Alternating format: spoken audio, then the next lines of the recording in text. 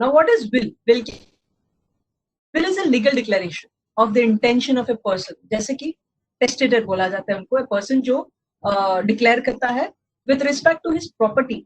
Intention क्या है उसका? Which he desires to carry it into effect after his death.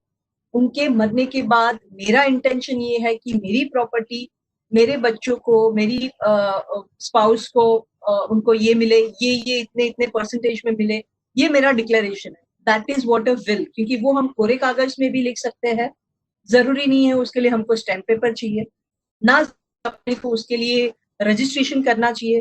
But definitely I would suggest कि registration करोगे तो बहुत ही अच्छा है. It will definitely prevail any other wills. तो रजिस्टर्ड किया हुआ विल भी बहुत इम्पोर्टेंट रहेगा. तो रजिस्टर्ड करोगे तो बहुत ही अच्छा रहेगा. रजिस्टर्ड करोगे तो दैट डजंट मीन कि आपका डॉक्यूमेंट पब्लिकली ओपन हो चुका है. वो डॉक्यूमेंट सिल पैक में भी रहता है और रजिस्ट्रार को सिल पैक करके हम लोग एक सेफ जगह पे रखते हैं. और जब भी पर्सन एक्सपायर हो जाता है उनको डेथ सर्टिफिकेट दिखा के कोर्ट से ऑर्डर लाके वो चीज हम लोग वहां पे डायरेक्टली कोर्ट में मंगा सकते हैं. रजिस्ट्रार वहां पे दे देते हैं और वहीं पे हम लोग ओपन करते हैं. It is a sealed pack, तो it is not open to everyone, publicly open नहीं है. इसीलिए ये विल इम्पोर्टेंट है. Now what are the characteristics? Will में क्या क्या जरूरी है? एक तो लीगल डिक्लेरेशन चाहिए और वो भी टेस्टेटर से. ओके, टेस्टेटर से चाहिए ना प्रॉपर्टी. और वो डिक्लेरेशन में क्या होना चाहिए? प्रॉपर्टी होनी चाहिए. प्रॉपर्टी भी किसकी होनी चाहिए? टेस्टेटर जो डिक्लेयर कर रहा है, जो राइट कर रहा है, जो लिख रहा है, उसी की प्रॉपर्टी होनी चाहिए. ऐसे नहीं कि मैंने किसी और की प्रॉपर्टी मैंने उनके मेरे बच्चों के नाम कर दी या किसी और के नाम मैंने कर दी, तो वो विल में कोई वैलिड नहीं होगा. वो will be definitely invalid, illegal हो जाएगा. तो वो प्रॉपर्टी भी वो टेस्टेटर की होनी चाहिए. इंटेंशन ऑफ द टेस्टेटर भी देखा जाता है कि किस तरीके से आप लिखते हो, मतलब क्या सेंटेंसेस, क्या क्लॉजेस आप लिखते हो. It depends on that. उसमें आपका इंटेंशन दिखता है कि ये लिखने के पीछे आपका इंटेंशन क्या है.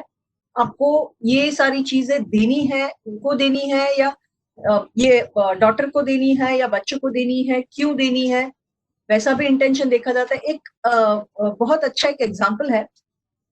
एक पर्सन था तो बहुत उनका प्रॉपर्टी एक्चुअली 20+ करोड़ का था. And he was not staying here, वो आउट ऑफ इंडिया रहता था, सिंगापुर में. एंड उनके यहाँ पे उसकी जो देखभाल की है उसके मेड सर्वेंट ने देखभाल की थी. और उसने विल, डेफिनेटली वो विल उसने बनाया था. और विल बना के उसमें ये स्पेसिफिकली लिखा था कि मेरी सारी प्रॉपर्टी जो है मेरे बाद ये मेड को चली जाएगी. और क्यों जाएगी उसका भी स्पेसिफिक उन्होंने मेंशन किया था कि मेरे रिलेटिव्स ने किसी ने भी मेरी देखभाल नहीं की है. जो भी मेरा ध्यान रखा हुआ है वो ये मेड ने रखा हुआ है, मेड सर्वेंट ने रखा है. तो मेरी जो भी प्रॉपर्टी है मेरे बाद वो ये पर्सन को चली जाएगी. एंड डेफिनेटली वो उसके बाद वो प्रॉपर्टी उसी को चलेगी. मेड जो थी, मेड सर्वेंट को चली गई. And definitely she was 20 crore plus owner होगी वो प्रॉपर्टी की. And definitely a testator can revoke the will anytime at the time only when he is alive. After that हम लोग कुछ भी नहीं कर सकते क्योंकि टेस्टेटर नहीं रिवोक कर सकता है. It is only the right of the testator to revoke the will at any particular time. हाँ, डेफिनेटली उसके बाद हम लोग टेस्टेटर है वो अगर उसमें कुछ चेंजेस करना है, जैसे कि मेरे को जो एग्जीक्यूटर है या मैंने किसी को अपॉइंट किया है, या सो टेस्टेटर डेफिनेटली अपॉइंट. ओके, मैं सारे वो लीगल टर्म्स आपको बताएगी. तो एग्जीक्यूटर का काम क्या है? सो टेस्टेटर हम लोग देखें, टेस्टेटर कौन है? He's a person who is making a will, right? Testator कौन है? जो will बनाता है. Executor कौन है? Person to whom the execution of the will, last will of a deceased is confided by the testator. मतलब लास्ट विल में उन्होंने ये लिखा है कि मेरा जो प्रॉपर्टीज है वो डिस्ट्रीब्यूट करने के लिए जो भी कुछ काम रहेगा, या फ्यूनरल है या फिर मेरा डिस्ट्रीब्यूशन ऑफ प्रॉपर्टीज है, वो पर्सन कौन है? वो एग्जीक्यूटर है. वो अपॉइंट करना बहुत जरूरी है. अगर सपोज फर्स्ट विल में वो अपॉइंट नहीं किया है तो डेफिनेटली कोडोसिल हम बनाते हैं. कोडोसिल में हम वो पर्सन को, एग्जीक्यूटर को अपॉइंट करते हैं. अगर in any case in future अगर विल बनाया है, एग्जीक्यूटर अपॉइंट किया है, और executor in case in future अपने को कभी भी बोलता है कि मुझे एग्जीक्यूटर नहीं बनना है, या executor dies prior to the testator, तो अभी कौन बन सकता है एग्जीक्यूटर? तो डेफिनेटली हम लोग उसके लिए कोडोसिल बनाते हैं एक एडिशनल पेपर में, और वो कोडोसिल में हम लिखते हैं कि this new person can be appointed as an executor. वो एग्जीक्यूटर डेफिनेटली वो एग्जीक्यूटर है who has a legal right to take a probate as well। मैं आगे बताती हूँ किस तरीके से। लिगटी या बेनिफिशियरी हो a person who inherits under the will. मतलब विल में अगर हम टेस्टेटर किसी को बोले कि मेरी हाफ प्रॉपर्टी मेरे बच्चे को बेटे को जाएगी, या 1/3 प्रॉपर्टी मेरे दूसरे बेटे को जाएगी, दूसरी 1/3 प्रॉपर्टी है मेरी डॉटर को जाएगी। इस तरीके से उनको जिस जैसे भी उनको डिस्ट्रीब्यूट करना है, कोई भी परसेंटेज में डिस्ट्रीब्यूट करना है, मूवेबल हो या इमूवेबल हो, दोनों प्रॉपर्टी में कर सकते हैं। Definitely that is a legatee और अ बेनिफिशियल। कोडोसिल जैसे मैंने बताया, it is addition and alteration to the will which is considered a part of the will। वो part of the will ही बोला जाता है। वो will and this codicil becomes a part of the will। वो दोनों will बनाया वो बताया जाता है। एग्जीक्यूटर जैसे इट्स अ रिपीटेशन। अगर एग्जीक्यूटर हमने अपॉइंट नहीं किया है अपने विल में और विल बनाया है और प्रॉपर्टी को डिस्ट्रीब्यूट भी किया हुआ है, बट एग्जीक्यूटर या तो अपॉइंट नहीं है, या तो वो एक्सपायर हो गया है, या तो ही is not willing to continue as an executor, तो एडमिनिस्ट्रेटर आता है।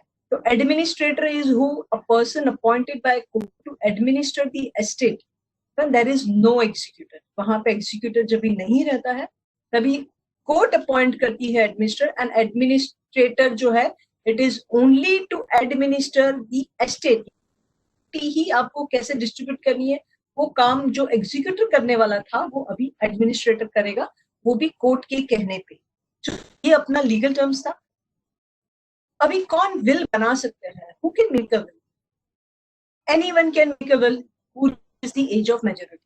मतलब 18 इयर्स के बिलो जो रहेगा वो विल डेफिनेटली नहीं बना सकता है। कोई कोई कंट्रीज में ऐसे भी है कि 21 प्लस इयर्स रहेंगे वो ही सकते हैं, तो डेफिनेटली उनका जो लॉ है वो लॉ के हिसाब से चलेंगे।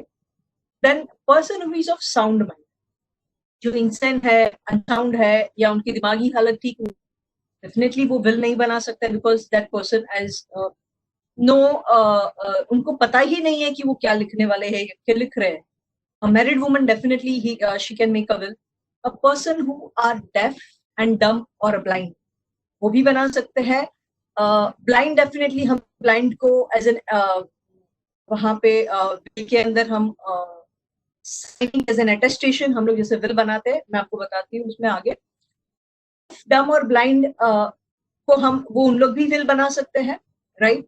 बट उनको पता होना चाहिए कि उन लोग क्या बना रहे हैं, तो उन लोग डेफिनेटली बना सकते हैं। A person who is ordinarily insane may make a will during an interval during which he is of sound mind।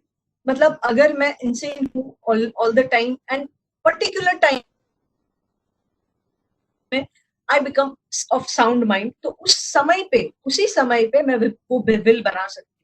अभी कल उठ के मैं ये नहीं बोल सकती हूँ मेरे दोस्त को चलो मुझे विल बनाना है। अगर मैंने बताया कि कोई एडवोकेट को मैं फोन किया और मैंने बोला कि मुझे विल बनाना है चलो, और गप्पे लगाते लगाते हमने ड्रिंक चालू कर दी और इंटॉक्सिकेशन हो गया, तो उस समय पे वो जो इंटॉक्सिकेटेड पर्सन है that person also can not be said to be a sound mind, can not make a will. वो विल उस समय पे बनाया हुआ विल भी वैलिड नहीं माना जाता है, तो that person should be of a sound mind.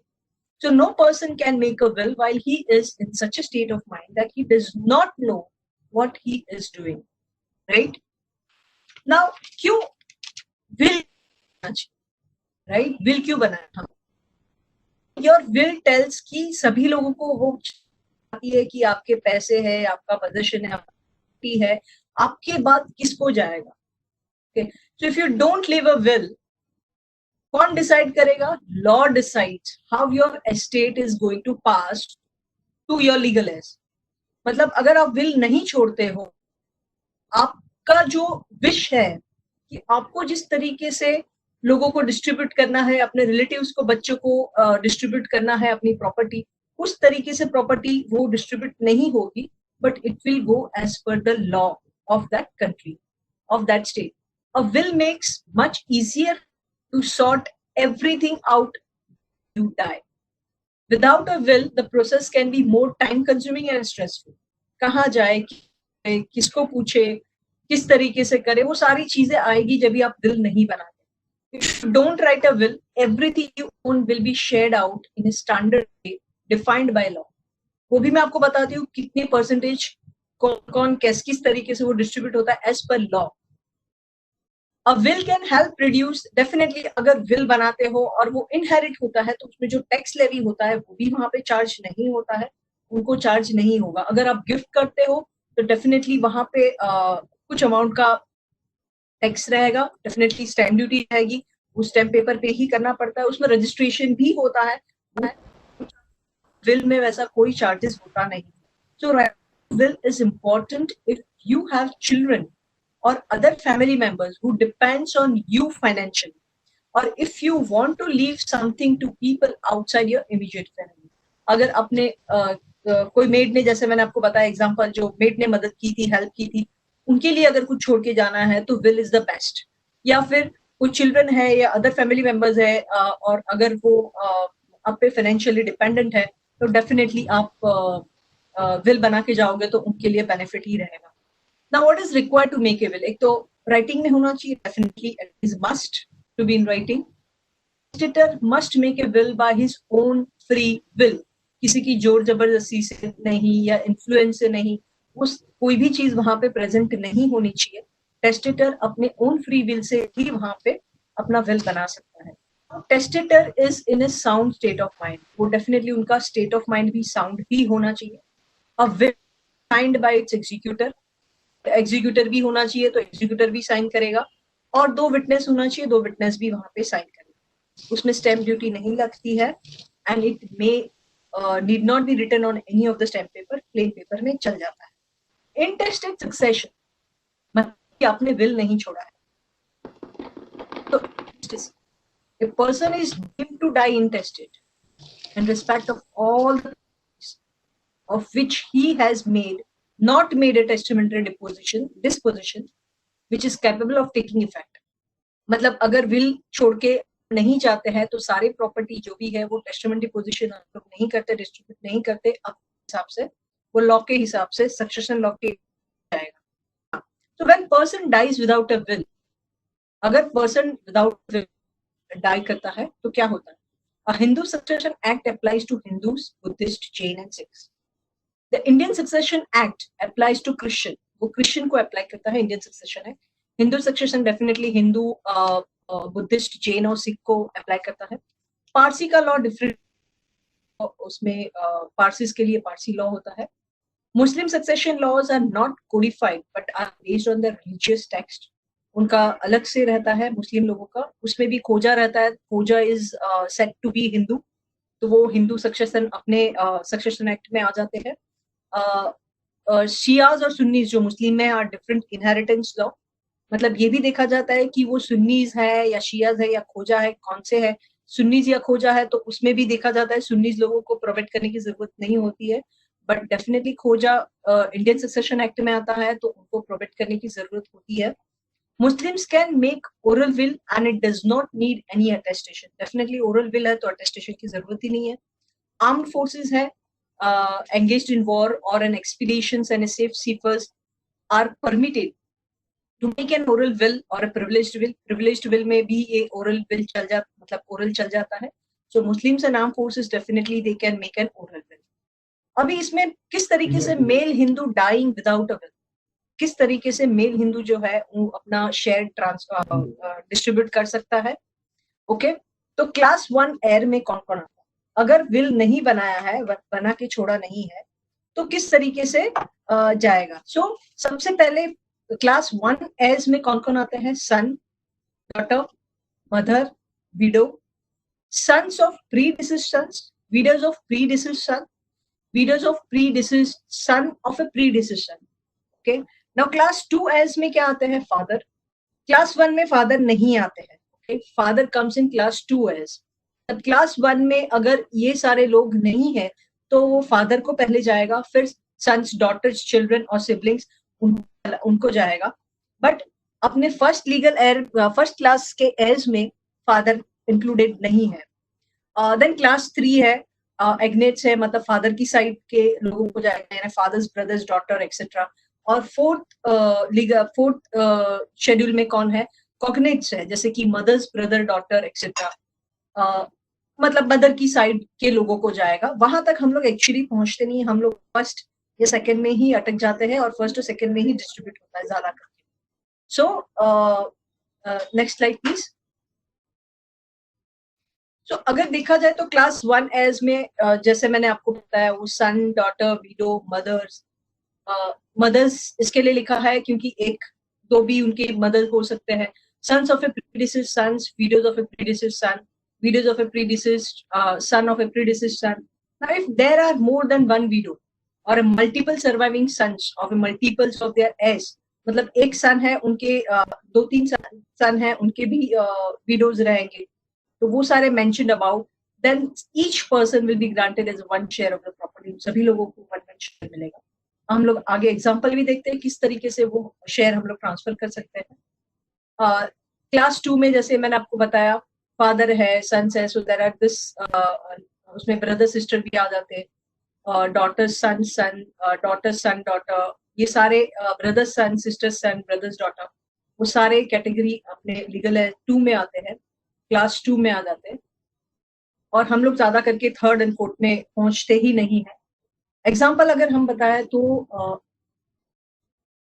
Mail इंटेस्टेड, यानी एक पर्सन है जो विदाउट विल एक्सपायर हो गया, तो उसने लीगल एज कौन कौन छोड़े हैं, मदर है, फादर है, वाइफ है, विडो है, मतलब वाइफ और विडो है, son, daughter in law, daughter and son in law.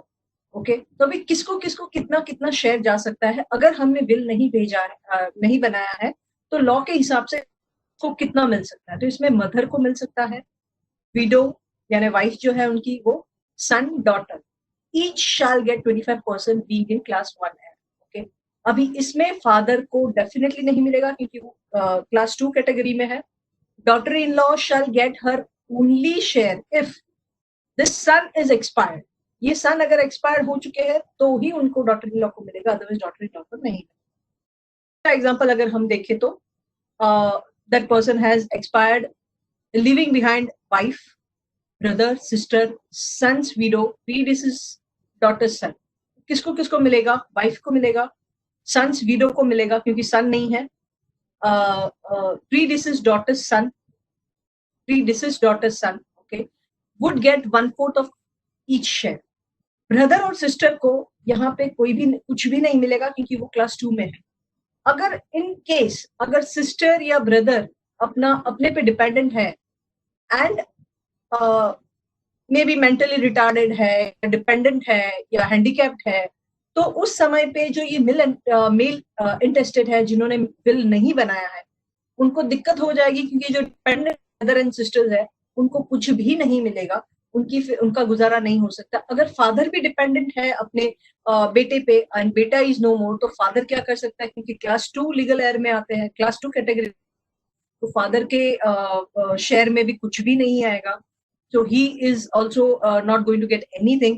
तो बेटर है कि अगर विल छोड़ के जाएंगे तो इन सभी लोगों का रखना है, उन सबका वो ध्यान रख सके उनके उसके जाने के बाद भी उसके प्रॉपर्टी से.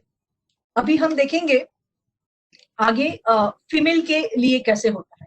जैसे female Hindu dies intestate without will, okay, will किए बिना एक्सपायर हो जाती है, तो क्या होता है, devolution of women's property is as per following priority.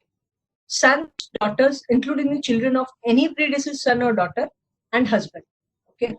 फिर आएगा ये फर्स्ट में जाएगा. Then comes heirs of the husband. Then आएगा father and mother.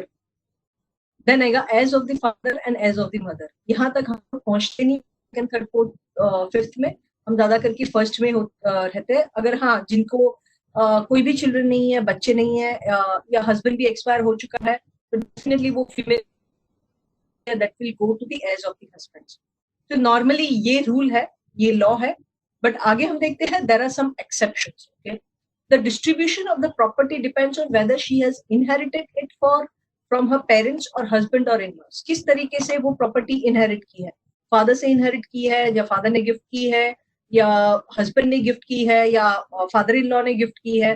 तो देखते हैं हम लोग any property inherited bye Hindu woman from her father और mother devolves in the absence of any son or daughter of a deceased not upon the heirs referred to above but upon the father's heirs. मतलब कि अगर जो property है मैंने अपने father से या अपने पेरेंट्स से ली गई है या पेरेंट्स से मुझे दी गई है दिया है और मेरे कोई भी बच्चे नहीं है, तो मेरे जो भी मेरा प्रॉपर्टीज है जहां से मुझे आया है उनको वापस जाएगा। मतलब फादर की साइड से आया है तो पेरेंट्स की साइड से है तो पेरेंट्स को वापस पेरेंट्स हो जाएगा। तो this is one of the exception. दूसरा एक्सेप्शन ये है, any property inherited by a Hindu woman from her husband और father in law devolves in the absence of any son or daughter of a deceased, including kids of predeceased son or daughter, not upon the heirs referred to as above in the order specified, but upon the heirs of the husband. तो जिस तरीके से order पहले हम लोग ने जिस level category में हमने देखे थे, पहले किनको मिलेगा बाद में किनको मिलेगा, बट ये प्रॉपर्टी अगर हस्बैंड और फादर इन लॉ के साइड से आई है तो डेफिनेटली वो फादर इन लॉ या हस्बैंड के एस को ही मिलेगी, वो अपने फादर के एस को नहीं मिलेगी। तो ये दो कैटेगरी है, दो ऑप्शंस है जो एक्सेप्शंस माने गए हैं। मुस्लिम वुमन में कैसा है? Muslim law, under Muslim law there is no distinction between self acquired और एंसेस्ट्रल हो या सेल्फ एक्वायर्ड हो, उसमें कोई फर्क नहीं माना जाता है। और वो जो भी है वो कैटेगरी डिवाइड होती है। Legal heirs are divided into two categories, जैसे कि shares and resident. Sharers get their share first and resident, मतलब जो शेयरर्स हैं, जो शेयर करने वाले लोग हैं, जो कैटेगरीज आती है वो कैटेगरी को पहले मिलती है और उसके बाद जो बचा रहता है वो रेसिड्यूरी कर मिलती है। So if A Muslim woman inherits property from any relation, चाहे वो हस्बैंड हो, सन हो, फादर हो, मदर हो, she becomes the absolute owner of a share and can dispose it as she wish. If a Muslim woman wants to make a will, she cannot give away more than 1/3 share of her property, and if her husband is only heir, she can give 2/3 of the property by will. मतलब अगर वो husband नहीं है तो 1/3 से ज्यादा नहीं दे सकती है, बट अगर हस्बैंड है, is the only legal heir, अगर ओनली लीगल हेयर है तो she can give 2/3 of the property by will. Will में वो इतना कर सकती है, अदरवाइज 1/3 से ज्यादा वो मतलब ओनली लीगल हेयर अगर हस्बैंड नहीं है और ज्यादा लोग हैं तो 1/3 ज्यादा वो प्रॉपर्टी विल में शेयर नहीं कर सकती है, डिस्ट्रीब्यूट नहीं कर सकती। It should be 1/3 only, but only husband है तो डेफिनेटली 2/3 हो सकता है। अदर रिलीजन्स में अलग अलग डिफरेंट इसमें आते हैं। So distribution of women's inheritance other than those of Hindus, Buddhists, Sikh, Jains and Muslims is governed by the Indian Succession Act. The blood relatives of a woman inherit even in the presence of husband and husband's relative. मतलब वो woman inherit definitely करती है, वो husband के presence में भी कर सकती है और उनके relatives के presence में भी कर सकती है। अलग अलग लोगों का मतलब अलग अलग अपना रिलीजन है, उनका अलग अलग जैसे मैंने आपको बताया था इंडियन सक्सेशन एक्ट है, हिंदू सक्सेशन एक्ट है, पारसीज है, सुन्नीज एंड शियाज लॉ है, वो अलग अलग लॉ के हिसाब से अलग अलग डिस्ट्रीब्यूशन हम लोग कर सकते हैं एज ए सक्सेशन एक्ट के हिसाब से। एग्जाम्पल करें इंटेस्टेड फीमेल के, इसमें जैसे हमने हस्बैंड का देखा, अभी हम फीमेल के बारे में देखें। विल बनाए बिना अपने लीगल एज को हस्बैंड को 2 सन्स एंड पेरेंट्स को छोड़ जाती है, तो husband and 2 sons shall get 1/3 of the share. Definitely parents won't get any shares, parents को कुछ भी नहीं मिलेगा क्योंकि हस्बैंड और सन है तो उनको ही डिस्ट्रीब्यूट हो जाता है। अगर as a left is husband, father's brother, father's sister and husband sister, तो Hindu family inherits a house from her father, और हिंदू फैमिली फीमेल है, उसने अपना फादर से हाउस इनहेरिट किया है, तो husband and husband sister won't get any share. Father's brother and father's sister will get a share. Inherit किया है father's, that's an exception. Now difference between the will and nomination क्या है? गलत फहमी भी रखते हैं कि nomination is equivalent to will या फिर it substitute the will, but it is nomination is not a will. Nomination is right and will is right. Nominee is merely a trustee, जैसे मैंने बताया था। The legal heirs has a right to succession. मतलब अगर nominee, जैसे मैंने बताया, nominee अपने नाम पे ट्रांसफर भी कर देता है प्रॉपर्टी, एंड लीगल एयर उनको अगर लीगल एयर उनके साथ बातचीत करके नहीं सॉर्ट आउट कर सकते हैं तो definitely the legal air can go and file a case in court to get the right in the property. Provision of will prevails of over nomination. मतलब nomination को prevail करता है will. It is advisable to have legal as beneficiary of the will as a nominee to prevent further disputes. So definitely हम लोग advise करेंगे कि अपने legal as और या beneficiary को ही रखो, तो they will be definitely very much interested कि मुझे ये property मिले, तो definitely they will go for a probate and they can, so that there won't be any dispute if that person is one of the legal heir or one of the beneficiaries of it. अच्छा बता दी probate करना चाहिए, तो probate क्या है? We find that the will is legal. will जो है वो legal है, वो उसको stamp लगाने के लिए या थप्पा लगाने के लिए probate या certificate वो लेना बहुत जरूरी, and the deceased person intentions are carried, और वो जो intention है उसका deceased का that has been carried out, उसको किस तरीके से अपना distribution चाहिए था property का, उस तरीके से वो probate में जैसा है वो executor जाके probate apply कर सकता है. So if now it is required only in presidency states of Bombay, Chennai and Kolkata, and only within their jurisdiction, only for immovable property. मतलब यही 3 जगह presidency state जहाँ पे probate is important. अगर will बनाया है तो probate करना जरूरी है. अगर पुणे में प्रॉपर्टी है, पुणे में है, तो वहां पे करने की जरूरत नहीं है. आप दिल्ली में रहते हो, प्रॉपर्टी बॉम्बे में है या चेन्नई में या कोलकाता में है, तो डेफिनेटली आपको प्रॉपर्ट करने की जरूरत है. प्रॉपर्ट होना जरूरी है. अगर आपको दिल्ली में होके भी अगर आपको प्रॉपर्ट करना है, तो definitely there are courts, district court, जिनको हाई कोर्ट ने अथॉरिटी दी है कि आप वहां पे प्रॉपर्ट दे सकते हो. They can definitely give the probate in any of the district court in any other state other than this presidency states. Companies prefer to recognize will that are registered or sometimes requires a probate. कभी कभी उन लोग recognize करते हैं कि will ठीक है, will रहेगा तो भी ठीक है, and they don't ask for any of the probate or succession certificate. But normally मैंने देखा है तो companies ask for succession certificate because succession certificate is for debt and securities. तो वो उनको जरूरी है और वो मांगते हैं अगर आपने will बनाया है. Immovable property also usually requires a probate. Definitely transfer होता है प्रॉपर्टी का, तो probate की जरूरत होती है. अगर probate हम लोग तभी बनाते हैं जब भी अपना will हमने बनाया रहता है, और अगर हमने will नहीं बनाया रहता है तो हम letter of administration अप्लाई कर सकते हैं. Letter of administration is issued when there is or when will does not have name of the executor. जैसे मैंने बताया आपने will भी बनाया है बट उसमें executor का नाम नहीं है, तो भी आपको letter of administration लेना जरूरी है. या executor refuses to act, या executor has died before the testator, तो या फिर testator के बाद भी executor expire हो जाता है तो भी letter of administration करना जरूरी है, क्योंकि executor is must in the will. या तो फिर वो एडमिनिस्ट्रेटर अपॉइंट करते हैं court, and definitely administrator appoint करने के बाद जिस तरीके से आपको विल में लिखा हुआ है वैसा डिस्ट्रीब्यूट एडमिनिस्ट्रेटर कर सकता है. विल नहीं रहता है तो कौन से टाइप्स के डिस्प्यूट्स आ सकते हैं, इश्यूज आ सकते हैं. जैसे डिस्प्यूट्स इन फैमिली मेंबर्स. हमको आज लगता है कि हमारे बच्चे जो है बहुत अच्छे हैं, एक दूसरे से मिलके रहते हैं. मुझे नहीं लगता है कि आगे उन लोग कुछ झगड़ा करेंगे, प्रॉपर्टी के लिए भी करेंगे. बट हु नोस फ्यूचर में क्या होगा. कुछ चीज ऐसी भी होती है कि अपने को नहीं पता बट वो फ्यूचर में हो जाती है. तो वो डिस्प्यूट फैमिलीज में भी हो सकती है, और वो डिस्प्यूट्स की वजह से जो रिलेशनशिप में दरार हो जाती है, that is also a big deal. उनको बचाने के लिए भी अगर आप विल बना दोगे तो ज्यादा बेटर रहेगा. So it is distributed as per the wish of the testator, और testator's wishes are not fulfilled.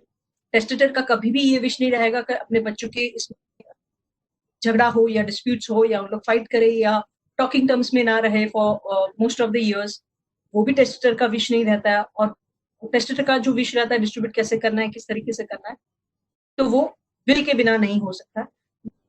Family members में इफेक्ट डेफिनेटली मेंटेनेंस हो सकता है. इफेक्ट जैसे मैंने बताया, ब्रदर और sisters they are dependent, father is dependent, and the last one heirs are alive हो जाएगा. वो कैटेगरी के इसमें डिस्ट्रीब्यूट हो जाएगा. If you have not left a will, अगर भी छूटे तो definitely you can distribute according to your wishes, and the process of transfer of assets becomes lengthy. So thank you.